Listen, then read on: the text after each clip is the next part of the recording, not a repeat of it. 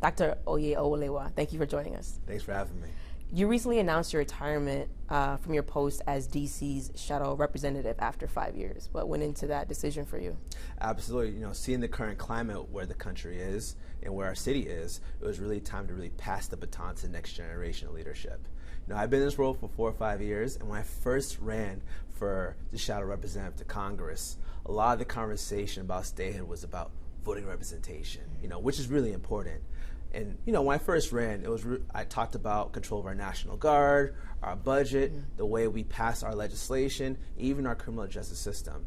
And in 5 short years, we've seen each and every part of our life in DC being impacted by not being the state. So while I'm still the representative to the end of my term next year, I felt it was time to let others know that we're passing the baton, letting a fresh blood come into the fight for DC statehood, and really cultivating the next generation of leaders. Have you endorsed somebody to replace you yet, or is there people who might be wanting to replace you as DC's shadow rep? So I've had a lot of great conversations, really inspired by the next crop of candidates. Although I haven't made a decision who to get behind or who to support, I'm really inspired by some of the walks of life. We have folks who are from all genders and from all backgrounds really taking a stab at this opportunity. Today, you announced your candidacy for DC's at-large council member. Absolutely. Why this office? Why now? I'm so glad you asked that question. The reason why we announced our candidacy for the DC Council at Large is because this year we saw a huge disinvestment from the working class and the middle class. We're talking about people losing their Medicaid. We're talking about people who were fired by the federal government and not seeing any opportunity to get back into the workforce. 40,000 DC residents. We're seeing such a lot of young people who have mountains in student debt. DC is the highest in student debt per person, and there's no recourse to getting themselves financially on track. Whether it's my background as a healthcare worker or my work with children, a lot of people have pushed me to consider getting into the community impact space. And that's what made me decide to take this stab at it, really try to push others to get along the ride with me and really try to rebuild DC's middle class and working class. What do you see as the biggest differences between your vision for the city and the record that Councilmember Anita Bonds has built over time in her position? Absolutely. We're running against Anita Bonds because, quite frankly, we need a new solution for what's going on. The status quo just isn't working anymore. When you're looking at what Donald Trump is doing to DC, we need a council member who's ready to step up and fight. And currently, Councilmember Bonds isn't doing that. She hasn't tweeted, she hasn't put out a statement, and she hasn't fought for us as DC residents. And when I go around the country and talk to Congress members about why they're not supporting DC statehood and why they're not supporting DC issues, they're saying your representatives and your leaders don't fight for themselves, so why should we get in the fight for you? And I do believe that DC residents are now seeing the need to match that fight that they're having in the streets with what they're seeing in the council. So why not mayor or council chairman? Well, the great thing about being a council member, especially when at large, is that we're able to not only legislate, but we're also able to provide oversight. We're able to have control over the budget. And me being in the healthcare space, I'm really excited about the opportunity to address our healthcare issues. I not only live in Ward 8, I also work in Ward 8 as a pharmacist. So I understand the impact of 25,000 Washingtonians losing their health insurance. And I believe with my background as a pharmacist and the work I've been able to do in the community, that I can actually find common sense solutions to some of our problems. You mentioned Ward 8. What's your relationship like with Councilmember White? Well, we have a working relationship. My very first position in DC was a commissioner in Ward 8. And I was very new to the neighborhood, named completely different than everybody else, but the community gave me a chance.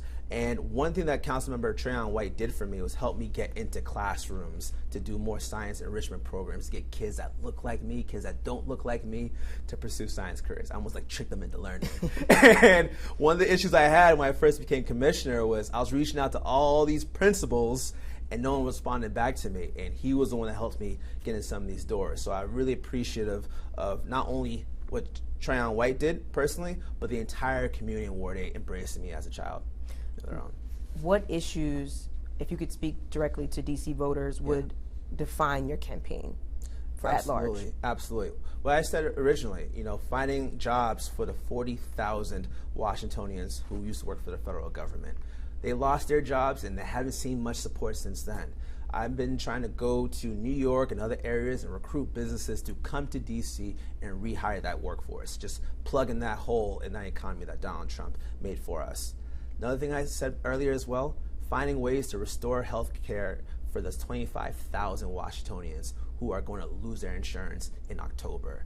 We're talking about folks who will not have access to health care, who will probably either die because they don't have insurance or probably go into medical debt because when you go to the hospital and get patched up and get that bill for $30,000, $40,000 that you don't have, oftentimes your house that becomes collateral. We're trying to reduce that displacement. And then last but not least, we're trying to make UDC tuition free for DC residents. So a generation of young people won't have to suffer from the chaos of having student debt. They'll be able to buy a home. They'll be able to start businesses. They'll be able to start a family and do it all here in DC. UDC has a workforce program that is free for DC residents. You're saying currently that is not the case for all DC residents in the four-year programs, and you're hoping to expand that? Exactly. Now, there are a lot of programs that allow UDC to be cost-free or not charged, but if you look on the website, there's tuition for undergrad, there's amount you have to pay for community college. We're trying to reduce that barrier. When you're seeing young people cutting up in these streets right now, oftentimes they don't know what they want to be. And it's not only an educational thing, it's not only an economic thing, it's also a public safety thing as well. Because every year someone's in college reduces their risk of committing a violent offense by 10%, regardless if they graduate or not. So we're trying to get kids into college and not put them in jail.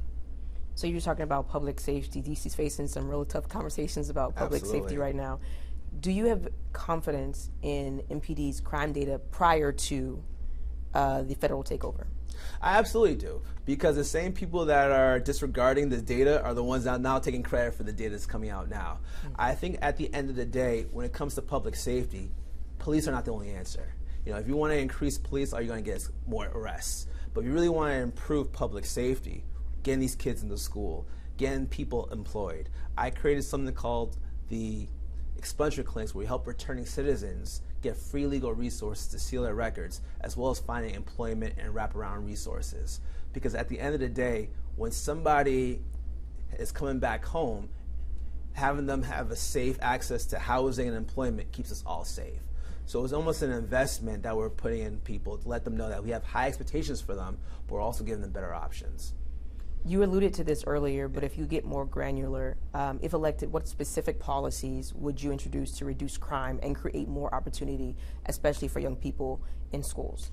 Well, the very first thing I would do is increase funding for the out-of-school time programs. There's a lot of programs that essentially start after the school session is over, maybe from 2 to 6 or so, and just pump in young people with career exposure.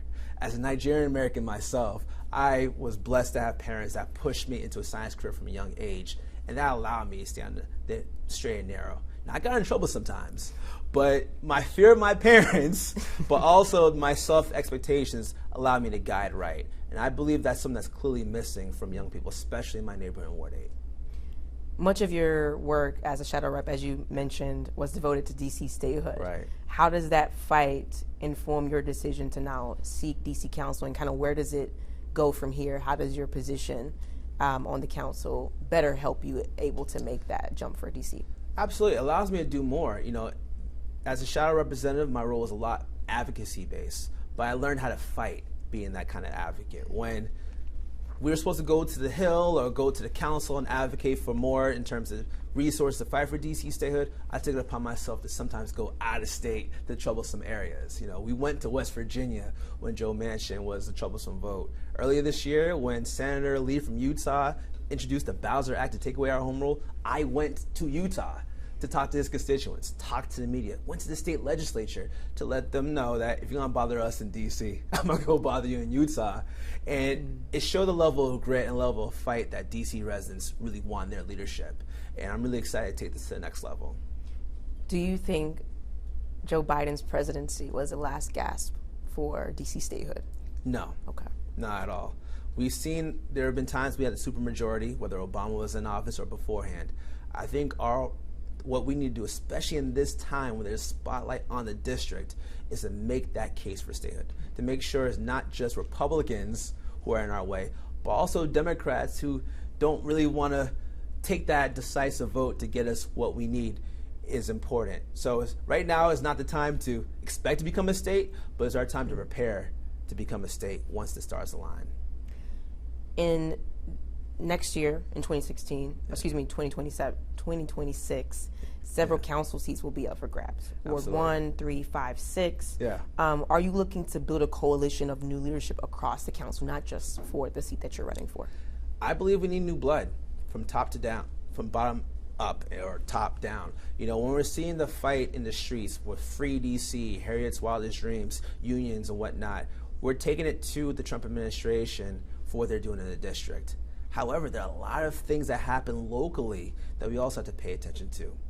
We have a stadium deal, the Commanders. You know, I'm excited that the Commanders are coming back to town, but I do believe we could have got a better deal. You know, for 3 months we were told that if we don't take the deal by a certain day, the Commanders are going to be out of town.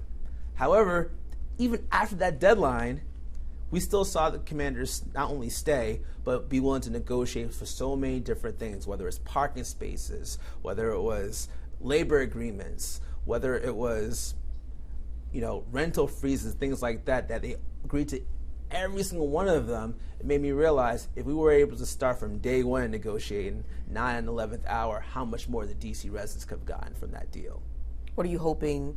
Are you hoping to make any changes to that deal, even after next year, once you're in office? Absolutely. I think an opportunity that was missed was environmental protections. We're seeing a lot of trees, heritage trees, you know, things that make DC what it is, be at the chopping block. We're not having as much conversation about how to protect the waterways off the Anacostia, or even property tax freezing, rent stabilization, making sure those who are in the area that want the Commanders to come back home so badly aren't displaced once it's here. You know, I really want to make sure that as an East of the River resident, but more importantly as a at-large council member, we move the needle a little bit further and closer to fairness. You were formerly the ANC chair for Ward 8, then you were DC shadow rep, now you're running for at-large. Right. Why would voters see you as fresh blood, being that you've kind of been in the city politic space for some time? Well, we're fresh blood because there's never been a candidate like me. DC's only elected healthcare worker. Upon election day, I would be, hopefully, the first child of African immigrants. And it's not necessarily I'm an unknown entity because I've been in office for a little bit of time, but it's a perspective that the council's never had. When you're talking about healthcare issues, you never had a pharmacist on the council. We're talking about folks who are now concerned because they're non-citizen residents, immigrant groups. We've not only represented that group by who we are, but we've also done immigration town halls when everyone was afraid to do so. We're speaking up and supporting of non-citizen voting and making sure regardless of what you look like or where you or your parents are born from, that you can live with dignity in the district. I believe that our campaign is one of resistance, but also of a renaissance of what DC can be, because one council member can make a big change. What is your stance on Mayor Bowser's kind of rollback slightly of DC sanctuary policy? You know, I know she's in a tough situation, right? DC is different than any other city, right? Whether it's Baltimore, Chicago, or beyond, because we're not a state. Now, while I understand she can't necessarily buck Donald Trump because of our vulnerabilities, I do believe there are ways in the budget we can fortify the protections of the immigrant group, whether it's increasing funding for legal resources. There are a lot of organizations that are shoestringing support right now because there's not enough funding. In terms of changing the DC sanctuary status, or even tearing up Black Lives Matter Plaza, or now creating the task force that will basically unite MPD with federal resources, I wish we weren't locally owning these issues. I wish we can go to the media or go to the country and saying this is what's going on here in the nation's capital. But when you see, the executive kind of aligning with the president, it sometimes sets us back a couple of steps. But as a council member, as I said before, when you have control of the budget and we're able to protect and do oversighting, it's upon us to push that needle when the mayor is not able to. It's on us to make sure, like I said before, people who are not citizens know that where the recourse is at, where the legal services are, what you can do when an officer talks to you. Those types of things I think are missing in what I can do as a council member. Currently, Councilmember Bonds is hiding. And right now we're seeing people who are who's fighting for us. And I think that this candidacy represents that. What is if you could make your case, right? Yeah. Specifically to the conservative members of our community. Sure. About non-citizen voting. Sure. How would you make that case? Well, at the end of the day, immigrants are very involved in our communities. They positively contribute to our economy. They are working some of those gig jobs that others may not want to do. And last, at the very least, DC was known as a safe haven. Whether it's in the early 1900s where black folks came to DC for freedom or beyond, DC has always been that place that's welcoming to all. And when it comes to the diversity of the district, that's what makes us better. You know, whether it's the international aspect, we have every single embassy in the city. It's really an opportunity for us to develop that. And when it comes to, the federal workforce and being able to hire these people, I believe it's going to be the NGOs. I believe it's going to be the international development that's going to be able to hire people at the right wages. There are folks that have been laid off in the State Department that cannot work as a cashier at this Commander Stadium in 5 years. They need help now, and I believe some of these businesses and some of these people will be able to make those differences. Okay. For the audience's benefit, territories like DC and Puerto Rico Right. have shadow representatives. Right. It's an elected office, Yes. But it lacks congressional voting powers, not a part of any chamber of Sure. Congress, and it's unpaid. Sure. Is there any virtue of keeping that role, and what is the benefit and the cost for DC voters to come out and vote for an unpaid role that doesn't have power on Capitol Hill? Well, I don't believe a vote necessarily gives you power, and I don't believe being in office makes you a leader. I think what makes you a leader is by utilizing what you have to the maximum. We've been able to help returning citizens get their records cleared. We've been able to help business owners learn how to get contracts, certifications, grants, being able to scale up like other communities with the government's assistance. And now it's because we had this role as shadow representative. Now, I don't limit myself based off of a role. I really let my work do the talking. And without these opportunities, folks would not be able to have their quality of lives improved.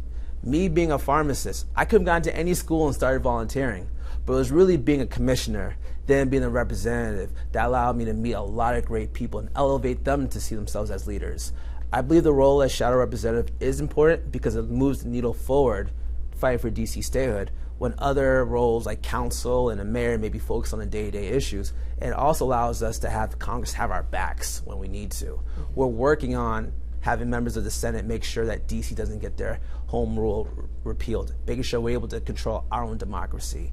And me being a Nigerian American, a lot of people see that shadow and move it out the way and say, hey, let me get my visa, let me get my issues taken care of. And having somebody in these spaces that can handle certain issues and basically support people who otherwise fall between the cracks has been really impactful in my development as a leader. We have a trial coming up next year, January, of Councilmember White. Right. That's been going on for several years for Ward 8 residents. And there's been some talk, especially this year, of some of the investigations into different parts of DC politics for fraud, etc. How would you use your influence on the council to influence how those investigations are carried out, and some of the back and forth that we've seen between Councilmember White and the other council members with being expelled twice, having to do a special election? How would your leadership change that process, if anything?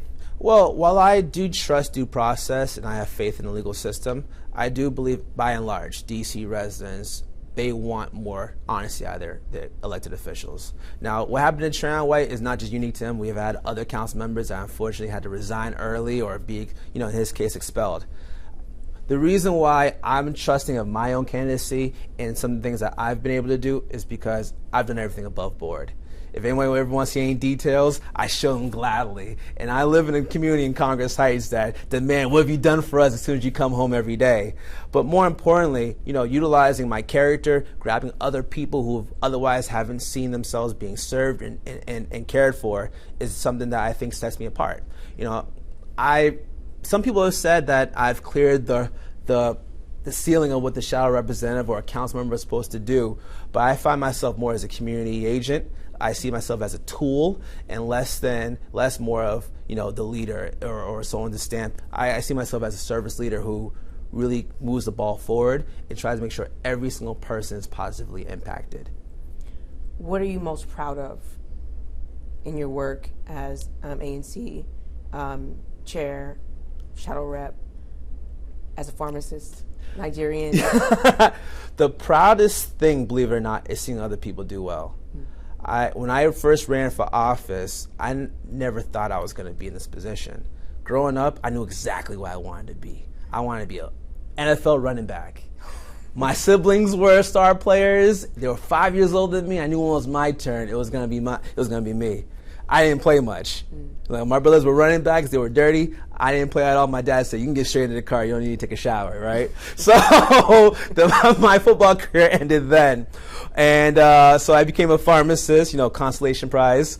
And one day I went to my ANC meeting. A council member convinced me to go to my ANC and present on something pharmacy related. I got there, and at the last second I was told I wasn't going to be able to speak. So I was really upset. I was pouting, went to the back of the room, talked trash about every ANC commissioner. And so one lady said, if you're so much better than them, why don't you run? Mm-hmm. That one person made a difference to me. And running in a race, I only won by 1 vote. So I know the difference of one person and what impact that can make. Since then, I've been pushing, bullying, inspiring other people to run for office. Most people tell me it's not the right time, or maybe next time will be better. And I have actually successfully convinced them to run. And I'm about 14-4 in my elections, and I don't charge a dime. And it's really exciting to see other people live their dreams. Is there anything else you would like to add? Yes. One last thing is that DC residents deserve more. They deserve leadership that listens to them. DC residents deserve leadership that finds positive policies to impact their lives. Investing in UDC, making it tuition free, will cost about $25,000, which is a lot.